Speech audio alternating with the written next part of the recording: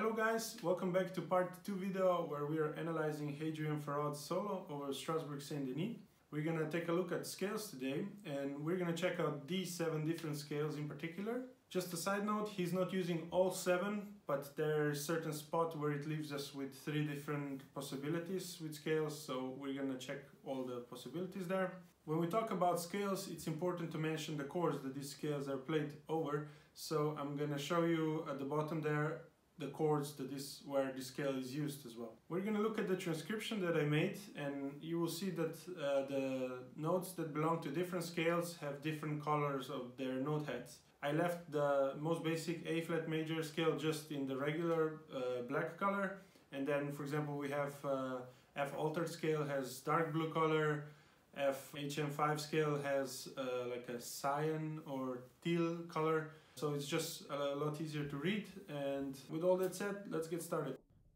Okay, so let's look at our scales. First we're going to look at the A flat major scale, and A flat major scale in the transcription is just all the normal colored note heads, so all the black colored ones.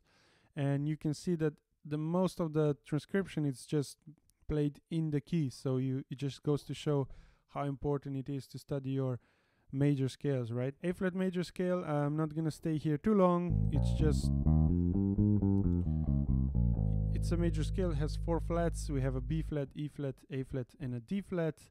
And this scale is used on the 4 out of the 6 chords in total in this tune, and it's used on this progression. So the most basic one, the B flat minor 7, C minor 7, and D flat major 7, and then on the A flat major 7, there it's also used. We also have a E flat 7 in this song, the 5th of the key, the dominant, but he does not use this scale here. He uses something else.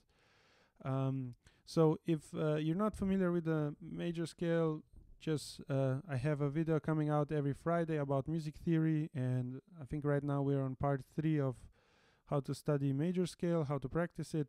So I suggest you go take a look at that, or somewhere else on YouTube. There's many things, because today we're going to focus a little bit more on the more exotic scales that he's using. So next up we got our F altered scale. F altered scale, you see in the transcription, is the dark blue color, and it's used on the F7 chord. He's also using it over D flat major 7, but that's actually, he's just creating movement, so it's like there's an F7 there leading to B flat minor. So the scale itself,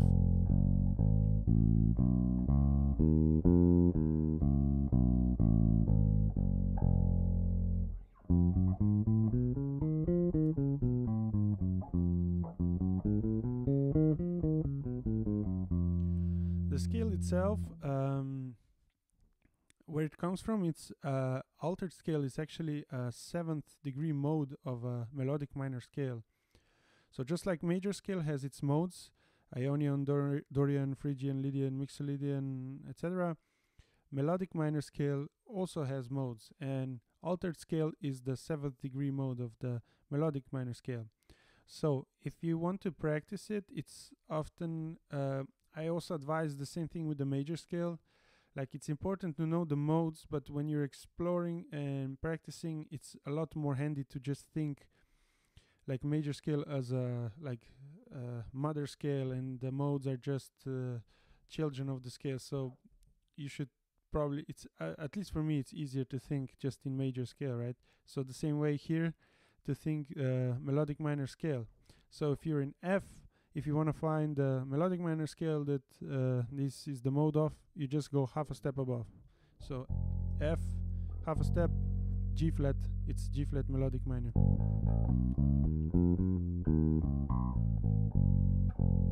Right. This scale, you can also think of it, how to come up with the F altered scale, for example. If you take F major scale,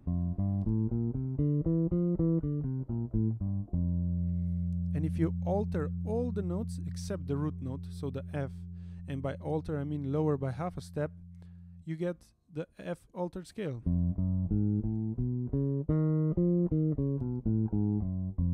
Right? The chord that this scale is used on is a F altered chord, F7 alt you see, or you will see sometimes you can use it over a chord that is, for example, a flat 9 chord tension, flat 10 or sharp 9, some are more often referred to, so the Jimi Hendrix chord.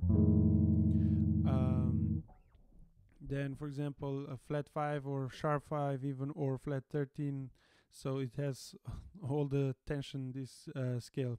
It's usually on the dominants that are leading us to a minor chord, so they can be used also in the dominants that are leading to major scales, just to create extra tension.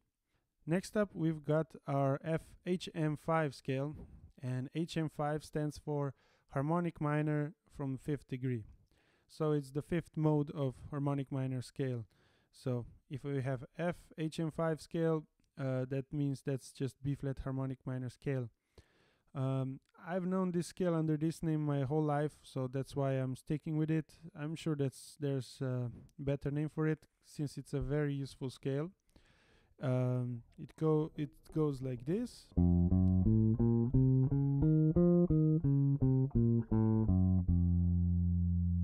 Right, or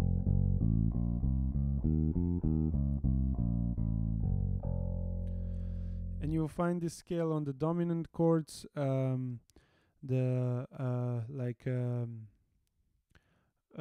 dominants with flat 9 or flat 13, and in our transcription this is the teal or the cyan color. It's just a very little section there that he plays. So it's just this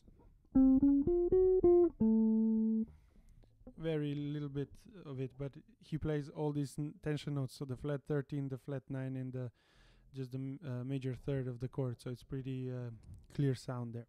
Next up, we're gonna look at E flat altered scale. Nothing too different from F altered, actually the same, just from E flat.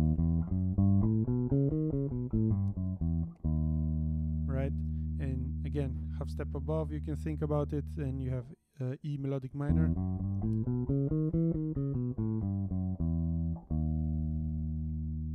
He's using this on the E flat dominant chord, which is just a regular 5th degree in major scale, so it's a very interesting sound, and he does this a lot actually. He creates extra tension on it. The reason that he does this, well, one is, like I said, to create this tension, but the other one is the guitar player constantly plays this E flat 7, like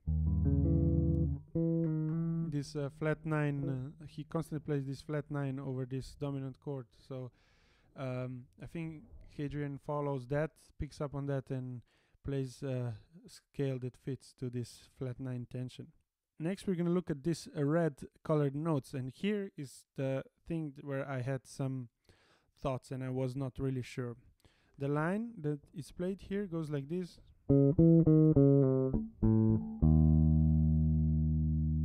Right? There's some ghost notes there. And we only get information for 5 notes, and normally scales have 7 notes. So we only have this, and that leaves us with more possibilities, right? It's played over the E flat 7 chord, and my first thought is it sounds very harmonic minor like. So actually this could be just a D flat harmonic minor scale.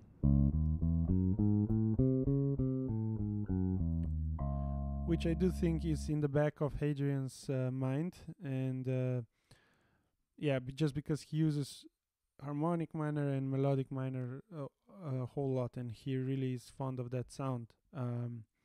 Now, if we look at the chord as well that is under the E flat 7, you could make an argument, like, if we take these notes in account, like, we get a G natural in the E flat 7, right, the major third, and in our D flat harmonic scale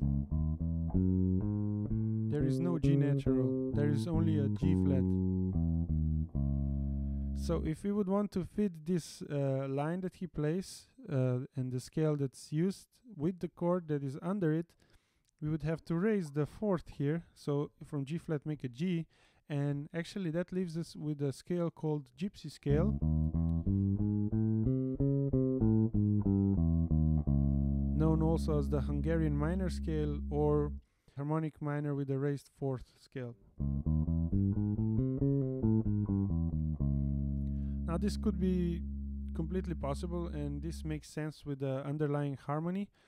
I'm not so sure if he's thinking that, just because I transcribed a couple of his solos and I don't think I've ever found him playing this scale in particular. So anyway, this leaves us with the last option over this. So again, if we want to combine this underlying chord here, we could think that it's actually he's playing an E flat octatonic scale, so E flat half whole tone, which means if we're on E flat and we want to build this scale, we first play a half tone, then a whole tone, then half a tone, whole, half, and we're back to E flat.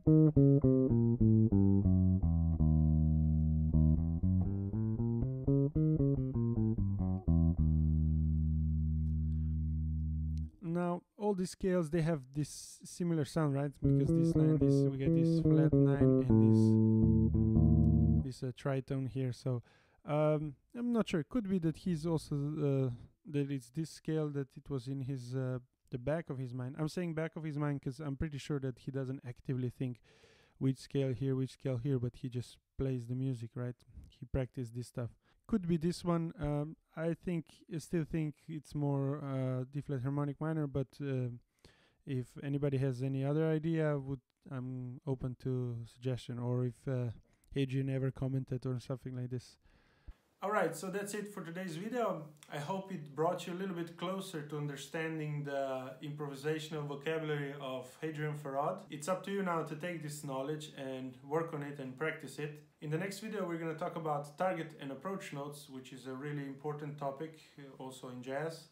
And we're also going to do like a main takeaway, what we learned from doing a transcription like this, and doing an analysis of phrases and scales and all target notes and all these things. So if you have any other questions, write them down in the comment section, or you can find my contact down in the description. Like the video if you enjoyed it, subscribe to the channel for more, and I'll see you next time.